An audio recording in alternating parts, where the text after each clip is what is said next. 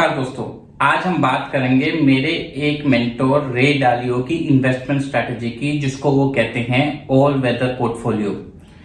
उस पोर्टफोलियो में चाहे मार्केट या हालात कैसे भी हो, आपको रिटर्न मिलती ही मिलती है मिनिमम रिस्क के साथ। इस वीडियो में हम समझेंगे कि ऑल वेदर पोर्टफोलियो होता क्या है और वो कैसे हम अपनी लाइफ में इंप्लीमेंट कर सकते हैं एक रेगुलर पैसिव इनकम जनरेट करने के लिए। इस वीडियो का पर्पस है आपको एक नई इन्वेस्टमेंट स्ट्रैटेजी से इंट्रोड्यूस करवाना, जो आपको हेल्प करेगा आपकी फाइनेंशियल फ्रीडम की जर्नी की ओर। ये स्ट्रैटेजी उन लोगों के लिए भी बेस्ट है जो लोग समय नहीं निकाल सकते अपनी इन्वेस्टमेंट को रिसर्च करने के लिए, जनरली कंफ्यूज हो जाते हैं मार्केट की मूवमेंट से। सबसे पहले समझते हैं कि ऑल वेदर पोर्टफोलियो होता क्या है।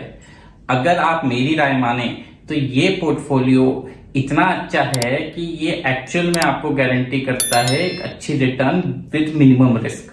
क्योंकि दोस्तों, जैसा इसका नाम है, ये पोर्टफोलियो आपको एक कंसिस्टेंट रिटर्न देगा, चाहे स्टॉक मार्केट कुछ भी करे, और डाउनसाइड पे भी ये आपका रिस्क एकदम मिनिमाइज कर देता है। अगर इसको पिछले 10 साल या इवन 20 साल में कंपेयर करें तो 85% यानी 85% टाइम इस पोर्टफोलियो ने अच्छी और पॉजिटिव रिटर्न ही दी है, और बाकी 15 टाइम भी इसकी डाउनसाइड कम रही है स्टॉक मार्केट से।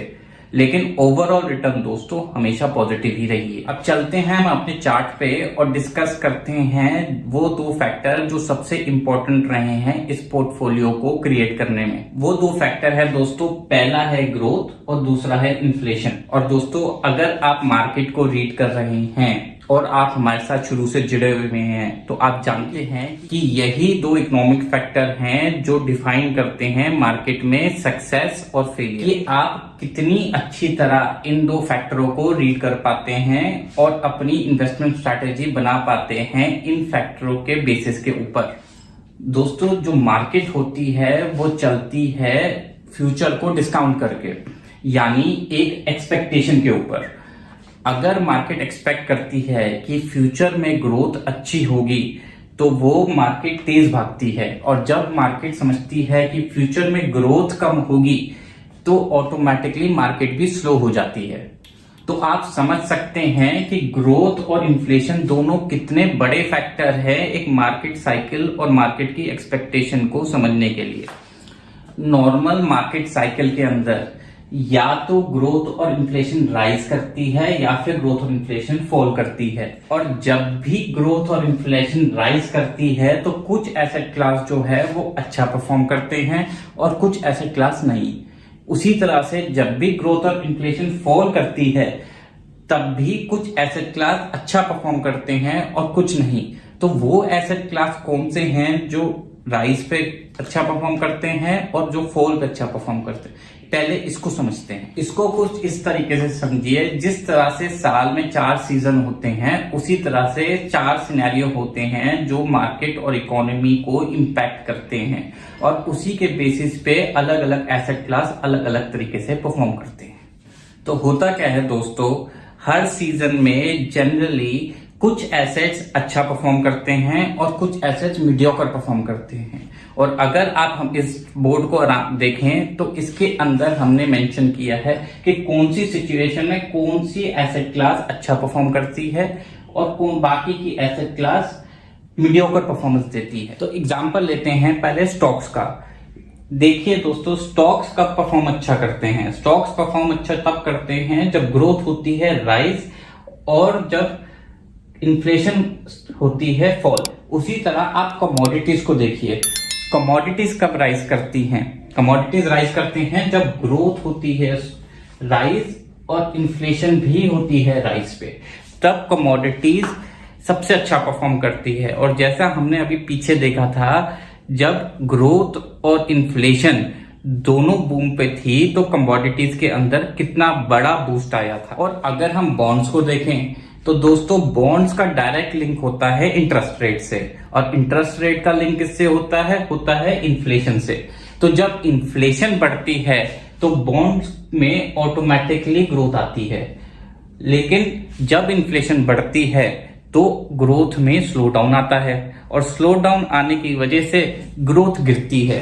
तो फिर उस वजह से जब ग्रोथ गिरती है तब भी बॉन्ड्स के अंदर आपको अच्छी रिटर्न मिलती है। दोस्तों बॉन्ड्स भी दो तरीके के होते हैं, एक होते हैं गवर्नमेंट बॉन्ड्स, एक होते हैं कॉर्पोरेट बॉन्ड्स।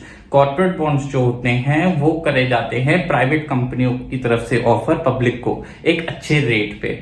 इनके बारे में आपने सुना होगा, जैसे अभी पीछे अदानी ग्रुप अपने बॉन्ड्स के ऊपर काफी न्यूज में फेमस था। ये वाले बॉन्ड जनरली बेस्ट परफॉर्म करते हैं ग्रोथ के फॉल होने के ऊपर और इन्फ्लेशन के फॉल होने के ऊपर। तो अब वापस आते हैं हम अपनी स्ट्रैटेजी के ऊपर। देखो दोस्तों, रे डालियो का जो मानना है और मैं अग्री करता हूं कि कोई भी इन वेदर्स को एक्यूरेटली प्रिडिक्ट नहीं कर सकता। तो बेस्ट तरीका क्या है कि आप हर वेदर में एक अच्छी रिटर्न निकाल के दें अपने पोर्टफोलियो को। उनका मानना है कि सबसे सेफ तरीका है कि आप अपने पोर्टफोलियो को डिवाइड करें 4 सेक्टर में और उसको इक्वली इन्वेस्ट करें चारों सेक्शंस में, यानी 25% यहां, 25% यहां, 25% यहां और 25% यहां। तो टेक्निकली आपका एक पोर्टफोलियो नहीं, आप इसको समझे 4 अलग पोर्टफोलियो। मगर दोस्तों कहानी यहाँ पे खत्म नहीं हो जाती। इनफैक्ट कहानी तो यहां से शुरू होती है, क्योंकि रे डालियो ले जाते हैं इसको एक अलग ही लेवल के ऊपर। तभी वो वजह है कि मार्केट कैसे भी हो, वेदर कैसा भी हो, सिनेरियो कैसा भी हो, उन्होंने अपने 40 साल के करियर में हर साल रिटर्न निकाली है, year after year after year, सिर्फ इस स्ट्रैटेजी को फॉलो करके। मान लेते हैं हम लोग रेगुलर इन्वेस्टर हैं, हमको इतना दिमाग नहीं लगाना इस चीज में। हमारे पास तो 2 एसेट क्लास हैं, एक है स्टॉक्स, एक है बॉन्ड। और हम क्या करते हैं, 50% हमने इसमें इन्वेस्ट कर दिया, 50% हमने बॉन्ड्स में इन्वेस्ट कर दिया अपना सेफ गेम खेलने के लिए। अब हिस्ट्री बताती है दोस्तों, जो स्टॉक्स होते हैं वो जनरली बॉन्ड से ज्यादा 5 गुना ज्यादा वॉलेटाइल होते हैं। अब इसका मतलब क्या है कि अगर स्टॉक मार्केट 18% गिरेगी, जैसा हमने देखा 2022 के अंदर जो मार्केट एक्चुअल में गिरा, तो बॉन्ड मार्केट जो है वो नॉर्मली बढ़ेगी सिर्फ 4% के आसपास से।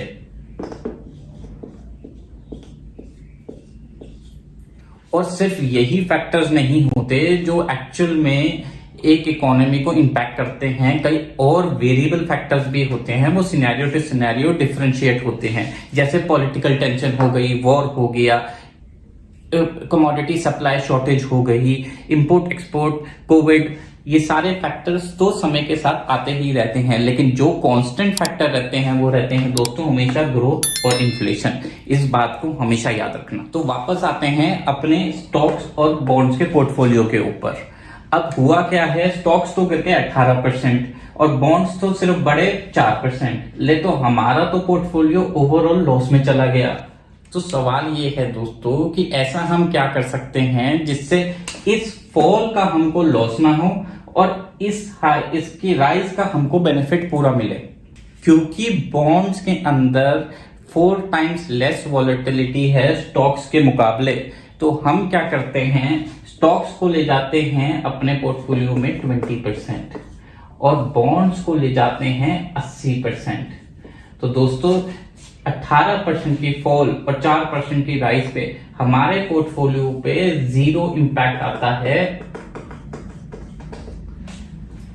वॉलेटिलिटी का। और स्टॉक से भी मतलब है दोस्तों आप ईटीएफ या इंडेक्स फंड्स में इन्वेस्ट करें, और या फिर best to best blue chip companies यानी निफ्टी 50 की कंपनीज में। इसमें स्मॉल कैप और मिड कैप काउंट नहीं होते।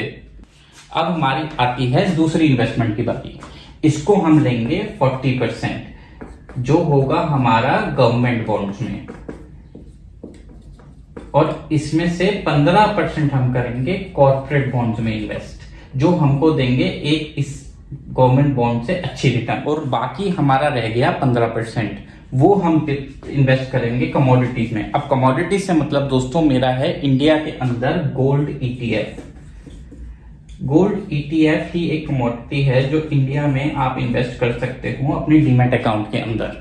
तो 15% आपका वेरिएबल रहेगा गोल्ड ETF के अंदर। मुझे मालूम है आप क्या सोच रहे हो, आप सोच रहे हो अगर मैं 30% स्टॉक्स में लगाऊंगा तो मेरे पास रिटर्न कैसे आएगी, मैं वेल्थ कैसे क्रिएट करूंगा।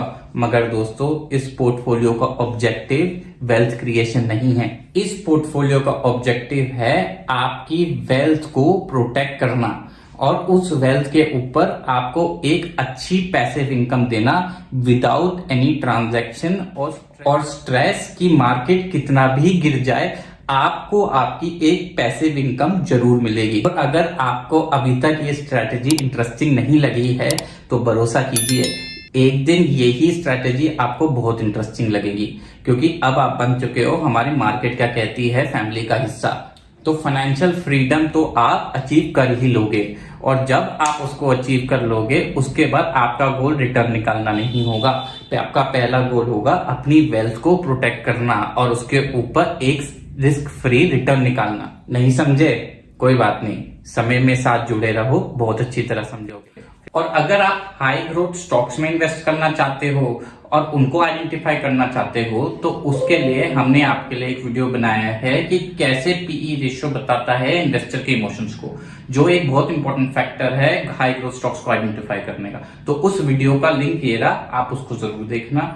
मिलेंगे, गुड बाय एंड जय हिंद।